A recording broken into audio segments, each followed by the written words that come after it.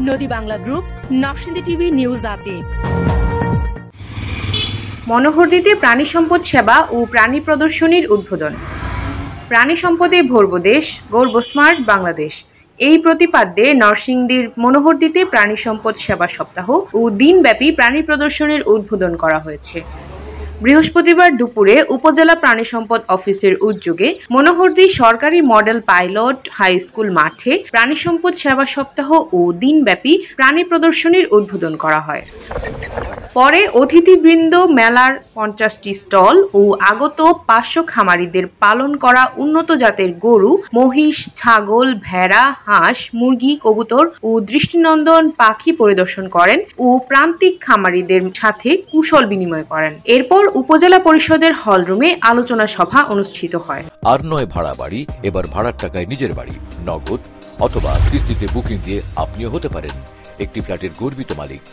নদী বাংলা গ্রুপ, সঠিক নির্মাণে অঙ্গীকারাবদ্ধ।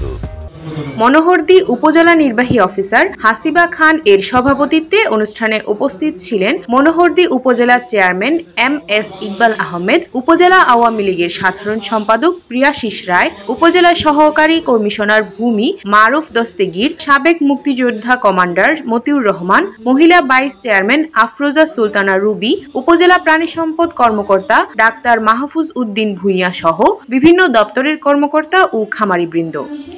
এ সময় বক্তারা বলেন, বর্তমানে সরকার প্রাণী সম্পদ খাতের উন্নয়নে ব্যাপক কাজ করছে। করোনার সময় সরকার ক্ষতিগ্রস্ত খামারিদের প্রণোদনা দিয়েছে। আজকের মেলার উদ্দেশ্য হচ্ছে প্রাণী সম্পদের উৎপাদন বৃদ্ধি করা, দুগ্ধজাত পণ্যের বাজার সৃষ্টি করা, ক্ষুদ্র খামারিদের ও উদ্যোক্তাদের প্রতিকূল পরিবেশ মোকাবেলা করা, বিজ্ঞান ভিত্তিক পশুপালন কৌশল ও নিরাপদ প্রাণীজ আমিষের সরবরাহ নিশ্চিত করা।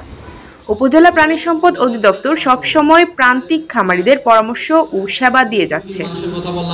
রিপোর্ট আমিনুর রহমান সাদি, নরসিংদী টিভি।